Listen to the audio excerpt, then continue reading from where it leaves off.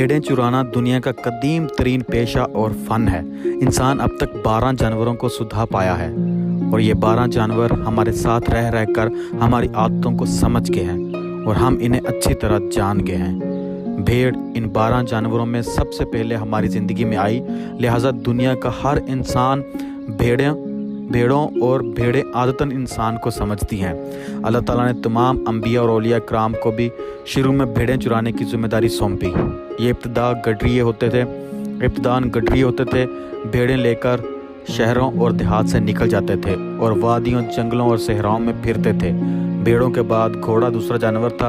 इंसान ने जिसे बारबरदारी के लिए इस्तेमाल करना शुरू किया और यह भी आहिस्ता आहिस्ता हमारे मिजाज में शामिल होता चला गया। गडरियों की पुरानी रवायत है, ये बीमार भेड़ को दूसरी भेड़ों से अलग कर नहीं करते, ये इसे सेहतमंद भेड़ों के दरमियान छोड़ देते हैं। बीमार भेड़ के वायरस शुरू में सेहतमंद भेड़ों को लगते हैं और ये भी थोड़ी थोड़ी बीमार होने लगती हैं। यूं एक भेड़ की बीमारी पूरे रेवड़ को लग जाती है और इस दौरान पूरे रेवड़ के अंदर कुव्वत मदाफ़त पैदा हो जाती है और ये कुव्वत मदाफ़त आगे चलकर तमाम भेड़ों को सेहतयाब कर देती है। जबकि गडरिए अगर बीमार भेड़ को दूसरी भेड़ों से अलग कर दें तो 90% केसेस में भेड़ मर जाती है। भेड़ों के इस तजर्बे से मेडिकल साइंस में हर्ड इम्यूनिटी के नाम से एक इस्तिलाह ने जन्म लिया और रेवड़ की कुव्वत मदाफ़त बाकायदा एक मेडिकल टर्म और तिब्बी तरीका बन गई। इस तरीक़ाकार में वायरस से मुतासरा लोगों को आम लोगों के दरमियान छोड़ दिया जाता है और वायरस शुरू में तेज़ी से फैलता है, लेकिन फिर सबसे कुव्वत मदाफ़त पैदा हो जाती है और यूं लोग अपनी जिस्मानी इम्यूनिटी के ज़रिए मर्ज़ को शिकस्त दे देते हैं। ये तरीका अच्छा है, कामयाब है, इंसान हज़ारों साल से ये इस्तेमाल भी कर रहा है और इससे फ़ायदा भी उठा रहा है। ताहम इसमें एक खराबी है, रेवड़ की कुव्वत मदाफ़त उभरने से पहले कमज़ोर, लागर और बीमार भेड़ें इंतकाल कर जाती हैं। वबा के शुरू में 10% भेड़ें मर जाती हैं। हम पाकिस्तान में अगर कोरोना का ट्रेंड देखें तो एक दिलचस्प सूरत हाल सामने आती है। मुल्क में पहला केस 26 फरवरी को निकला था। हमारे पास 26 मार्च तक सिर्फ 1200 केस थे। गोया एक माह में सिर्फ 1200 मरीज सामने आए, लेकिन आने वाले दिनों में मरीजों की तादाद में दुगना, 4 गुना, फिर 10 गुना इजाफा होता चला गया। हम अगर आज 2.5 माह बाद इस जुमा हफ्ता इतवार को देखें तो सिर्फ 3 दिन में 5,500 मरीजों का इजाफा हो गया, जबकि हमने 2.5 माह में सिर्फ 2,95,000 लोगों का टेस्ट किया। ये तादाद हमारी मजमूई आबादी का 1% बनती है।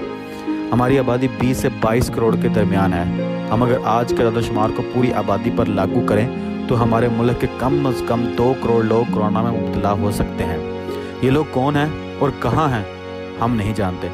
आप भी इनमें शामिल हो सकते हैं और मैं भी। ताहम कुदरत ने हम पर एक करम किया है, हमारे मुल्क में हलाकतें ज़्यादा नहीं हैं। पाकिस्तान में अब तक सिर्फ 660 लोग कोरोना की वजह से दुनिया से रुखसत हुए हैं। हलाकतों में कमी की बेशुमार वजूहात में से एक वजह लॉकडाउन भी था।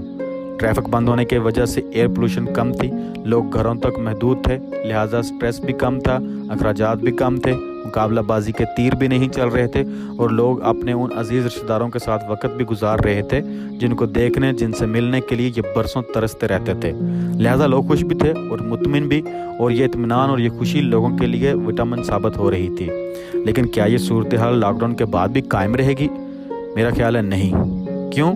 क्योंकि मेल जोल से कोरोना भी तेज़ी से फैलेगा और स्ट्रेस, माहौलियाती आलूदगी और 4 माह से मुअत्तल मुकाबलाबाजी भी हमारी इम्यूनिटी कम कर देगी और ये मवाद में अचानक इजाफा हो जाएगा।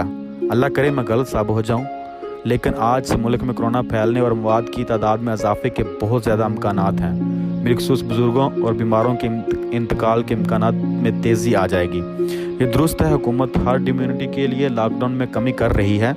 ये समझ रही है माजी की हर बेशुमार बीमारियों और वबाओं की तरह ये वबा भी रेवड़ की कुव्वत मदाफ़त का सामना नहीं कर सकेगी।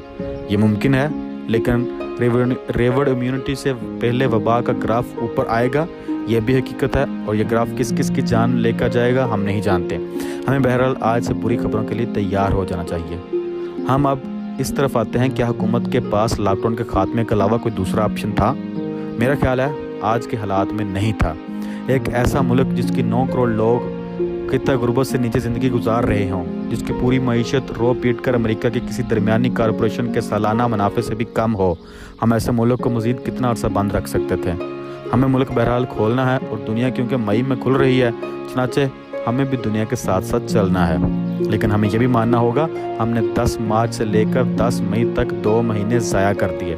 ہم اگر مارچ اور اپریل میں 2 مہینوں میں مکمل لاک ڈاؤن کر دیتے، کرفیو بھی لگانا پڑتا تو ہم لگا دیتے، ہم مریضوں کو صحت مند لوگوں سے الگ کرتے، بیماروں کا علاج کرتے اور صحت مند لوگوں کو اپنی صحت کا خیال رکھنے کی تلقین کرتے، تو ہم اب امریکہ، اسپین، اٹلی اور برطانیہ کی طرح بہتری کی طرف سفر کر رہے ہوتے۔ چین کی مثال بھی ہمارے سامنے تھی۔ چین ہمیں چیخ چیخ کر بتا رہا تھا آپ لاک ڈاؤن کو سخت کر دیں، آپ کے پاس اس کے علاوہ کوئی آپشن نہیں، مگر ہم نے اس وارننگ کو سیریس نہ لیا، لہٰذا ہم نے ملک بھی بند رکھا اور بیماری کے کیچڑ بھی دھنستے چلے گئے۔ اب چین کو دیکھ لیں، چین نے 2 ماہ مکمل لاک ڈاؤن کے بعد ملک پوری دنیا کے لیے کھول دیا۔ یہ اب تیزی سے نارمل زندگی کی طرف دوڑ رہا ہے، جبکہ ہم نے 2 کشتیوں میں سوار ہو کر اپنی مت مار لی۔ ہمیں اگر چینی ماڈل پسند نہیں آیا تھا تو پھر ہم سویڈن کے راستے پر چل پڑتے۔ سویڈن دنیا کا وہ واحد ملک تھا جس نے لوگوں کو معاشرتی فاصلے کا درس دیا اور پھر ملک بند کرنے سے انکار کر دیا۔ پوری دنیا میں صرف سویڈن کھلا رہا۔